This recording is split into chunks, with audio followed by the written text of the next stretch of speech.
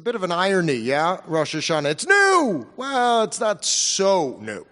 I mean, it's new for me. I got a new house. Come second day, honey tasting, hard cider. It should be a lot of fun. Apple juice, Martinelli's. We got new schools. I got a new gig. You're a great community, but it's not so new. We've been doing this for quite some time. In fact, we say Rosh Hashanah has two names, the New Year, but also Yom HaZikaron. It is the day of memory. So what we do in this holiday is this amazing twist, as Amy was talking about. You got to move forward. You can't be frozen. So what we do is we move forward by looking back. And so, in some sadness, I share with you this coming week is also my beloved wife's 4th yahrzeit. She passed from breast cancer. And it's difficult. It's been a hard time, and yet a beautiful time. And I wanted to share a memory that I have with her back from just a few blocks away here when I was taking Arabic at UCLA. It's a long story. I tried to get a PhD in Jewish Islamica. It didn't exist. By the way, it still doesn't exist. I'm here in front of you to say sadly so. But I want to talk about memory because I had this memory with her and I failed miserably as a partner, and maybe you guys will learn a little bit about me. I can share a little bit about memory with you, and we can all move forward as a community together. Okay? Well, I mean, what are you going to say? Okay? Okay. Good.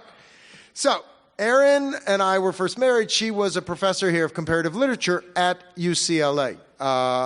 And, you know, sometimes they get gigs outside at other universities, and she got a chance to speak in Ann Arbor, Michigan. So I usually didn't go to these Complet Dork Fests, you know, these like critical theory, like, oh, wow, what do you think he meant? I think he... No. Okay. But Ann Arbor, okay, I couldn't wait to go. Why? Go Blue. Anybody? Michigan? Yeah, all right. So this was like, I hadn't been back in 10 years, and I was so excited. I was like, okay, we're going to have a pilgrimage with like 7 stops, all my favorite places. It was like this scratch and sniff of memory that I thought I could fuse together for her and like walk her down memory lane.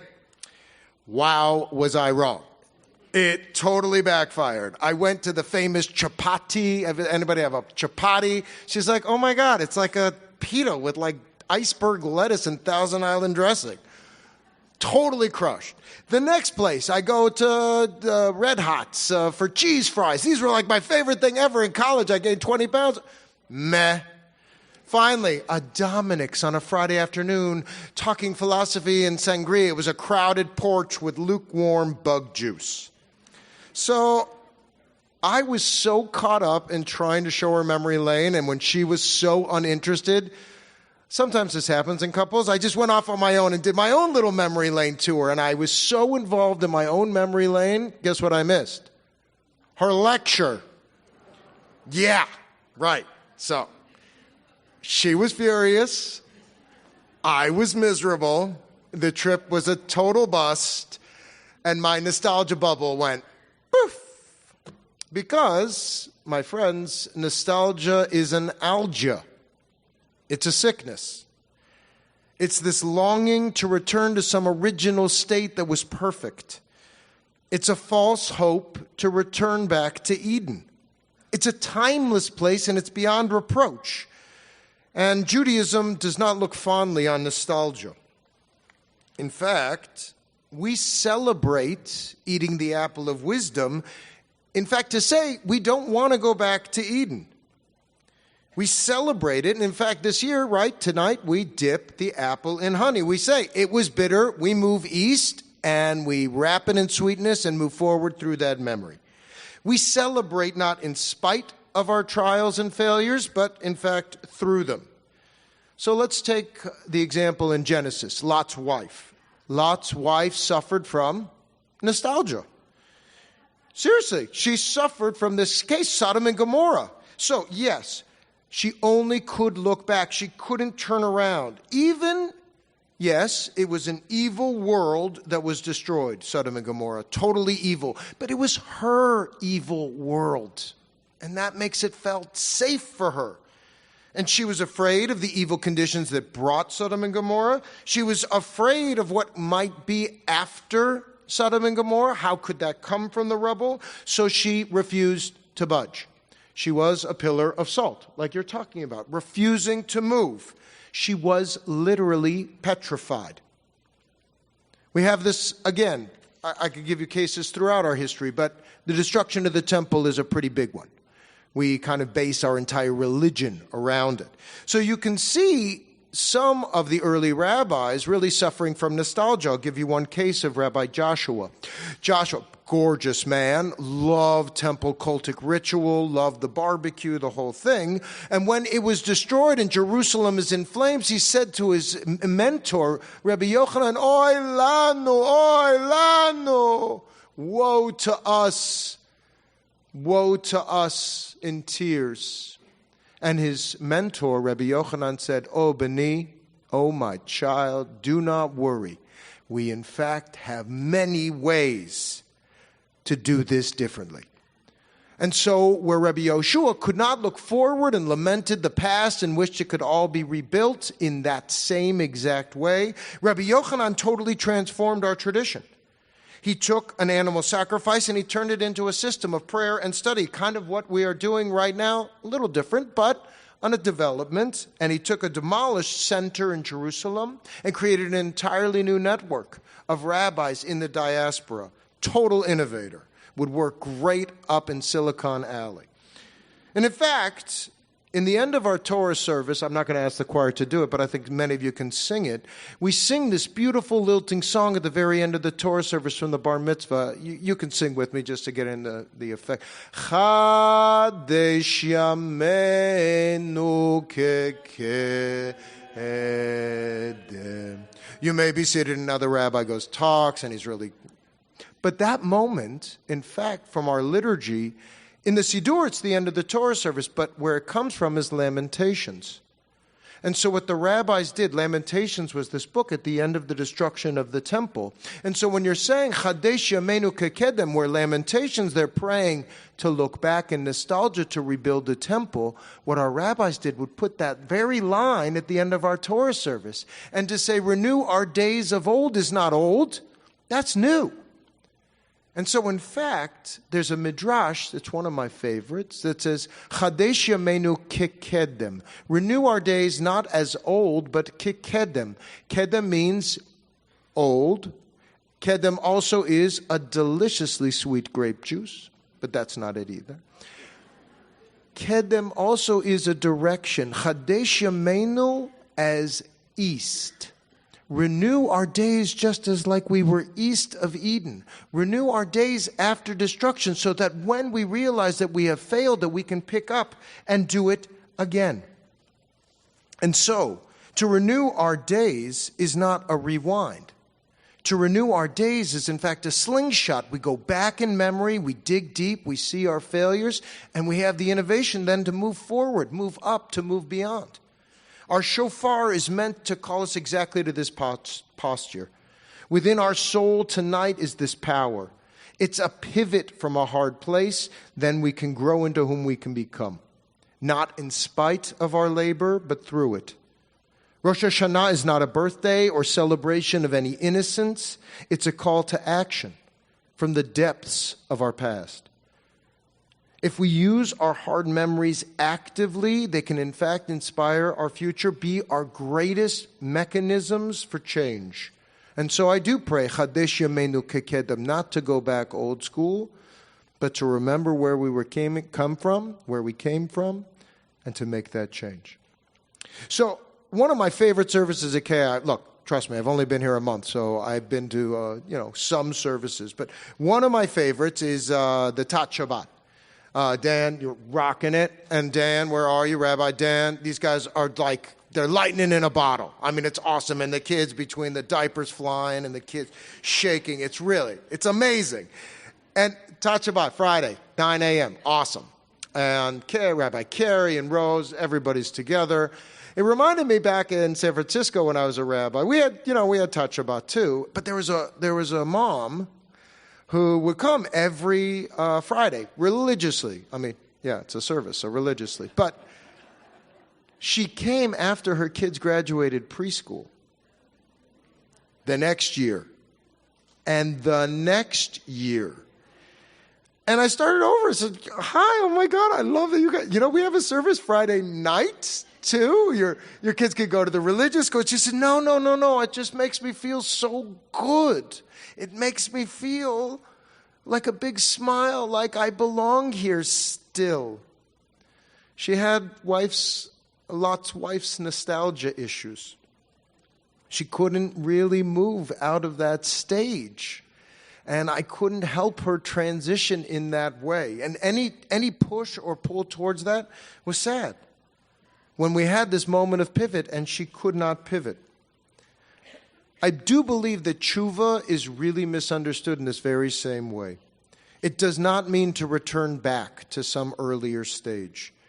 Tshuva is transformative and not progressive. It's a reflection point for our lives and the people in it. So we must iterate this pivot. You have to find some change today, not who you were only, but who you wish to be. And so you need words of inspiration. Hopefully this evening we have beautiful prayers, but your own words. And then it must have tzedakah. You must follow your change with righteous actions so that it's not just about us. It's about the great us. This is actually why I like Aleinu. I don't always say us. Us means all of us, and I do mean that. Because we got to believe in our future and our power to change as much as we believe in our glorious past. Our services tonight, it's beautiful. All the pageantry. This could be a greatest hits of nostalgia, or it could be a blessing to change our own destinies. Because if we just gather for reunion, trip down memory lane, we've mistaken Yom HaZikaron, this day of memory, as a memorial day. And this is like a grand parade. Because our ancient melodies inspire reflection, but they must lead to some action.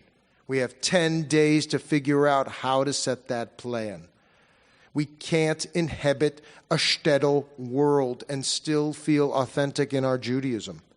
This year they did Fiddler on the Roof in Yiddish. They actually changed the 60s musical and they did it in Yiddish. Okay, that's nice, but it feels like a snow dome of nostalgia to me. We have got to inhabit our own Jewish souls and do actions towards change. And I do believe, the reason I've joined you this year, this time of my life, I think KI and Reconstructionist Judaism really does this. We embody this mission. So Shabbat at the beach. Look, would Moses totally start jumping in the water? I don't know. But he'd understand exactly what we're doing. And let me just say, for our Tikkun Olam projects, it's really extraordinary what we do. I mean, there are 193,000 pounds of food delivered last year. We're trying another 2,000 pounds. These are actions that are not just reflective memory lane trips. So let's just take a few examples of Tikkun Olam in this community. We have a fair September 23rd, over 50 different organizations giving us opportunities to actually act in the world. That is not a tzedakah box. That's actually active planning towards the future. There's so much suffering. We must look east of Eden for our solutions, not before back in perfection. So, a final example of Tikkun Olam here. So, thank you, Rachel. You've offered me this teaching, which is, I thought that there was 193,000 pounds of food delivered to KI. And I saw the box, and there's 4 cans of tuna in there. I'm saying to myself, it just doesn't add up. Where are the numbers? Who's the bookie? But in fact, what we have done, now I promised I'm only going to be 15 minutes, so I can't actually have you do this now. But if you went to rki.org/HHD, you can click on the food drive. Not just these apples, which literally will be going to the West Side Food Bank to be feeding our people in need. But you can click, with a click, you can give 2,000 pounds. That's how we translate biblical tithing. And it's not just the blue tzedakah box. And it's not, I do remember schlepping cans of chickpeas. Does anybody remember that? 2 bags of cans of chickpeas that were sitting in the... We are doing it here. This is transformative. It's taking pain and turning it into nothing less than salvation. And that is Kehillat Yisrael. That is you. That is us. And I want to say the same for the state of Israel, Medinat Yisrael, because Israel absolutely matters to American Jews and Judaism here. As Herzl said, if you will it, it's not a dream. Because Zionism is not some fanciful return back to an old world preserved.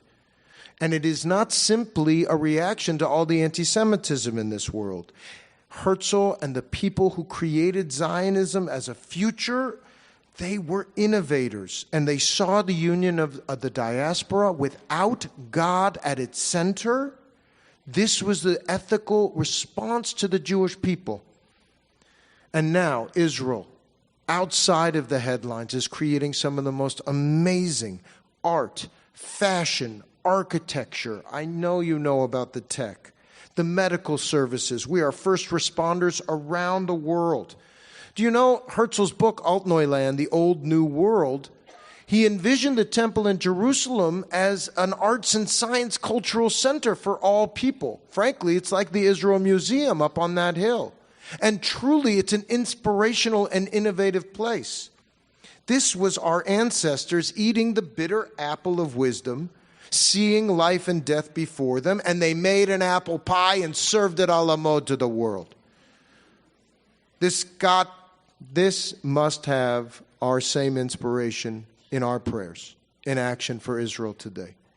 Because if we're really honest with ourselves, I'm asking you honestly, do you see Israel as a cute snow dome with a camel and Ben Yehuda, men with black hats wailing at a wall? And if you do, you got to break that snow dome. Oy to us if this is how we see this beautiful state.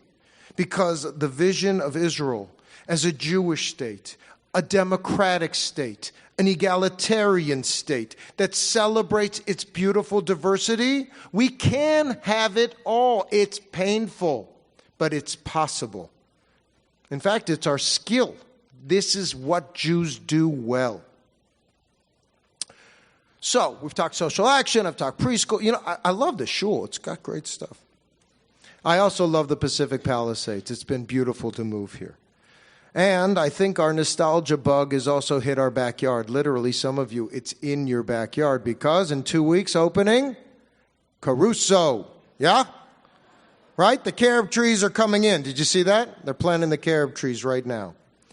So, last month on Sunset, there's this poster. The guy, do you remember this? The poster on Sunset? The guy's in the Chevy. It was totally authentic. What was the tagline? Be nostalgic for the future. Oi. It may be fabulous marketing, but it's totally oxymoronic. You cannot be nostalgic for the future. And I'm sorry, God bless, but we can't put Mort's Deli next to Chanel.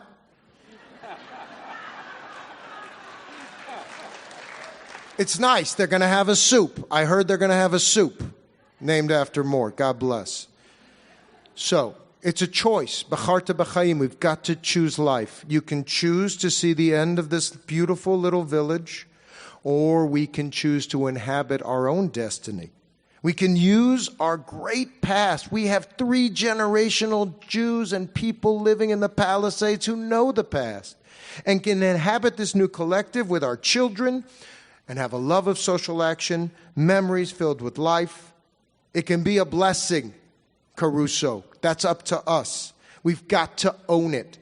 We've got to shape it for the world we choose to endow, not just for our kids, but really our children's children, as so many of you have shown me in these last weeks. So I want to conclude all the way back to my beautiful wife from UCLA and my failed college reunion. Because, look, I didn't go back for like 12 years. It was like really traumatizing. But last year, I took my boys, Nathan and Theo, back to Michigan. And I told them, actually describing my epic fail, it's going to be like, oh my God, can you believe it? I started High Holidays and I botched the shofar blowing, but then it's the same kind of feeling. I told them my misery, and they kind of shared in that with me, and it was another mama story, and we actually went to some of those other places, and the cheese fries were much better. I introduced Theo to Frank's hot sauce. Didn't love it, but it was good. And you know what? There's an entirely new biotech center that is transformative, that lit my son Nathan's eyes up. It didn't exist when I was there. So he was maybe curious about my past, but not so much, but it was a totally transformed experience, and I could go back. They actually watched the football game. I don't remember watching one football game in 4 years then. I want to end with this, that kitsch is to nostalgia what art is to memory. So let's not make souvenirs here. Let's be artists. On this Yom HaZikaron, this new day of memory, let us pivot towards this beautiful world. Our tradition is not a tchotchke. Our community is not a snow dome. And so may you find this nostalgia within you and then shatter it with the call of the shofar. You'll find that calling of our destiny is in those fragments. To repair this world is to change our interior world, the same as it ever was for the first time, for the 5,779th time. Shana Tova.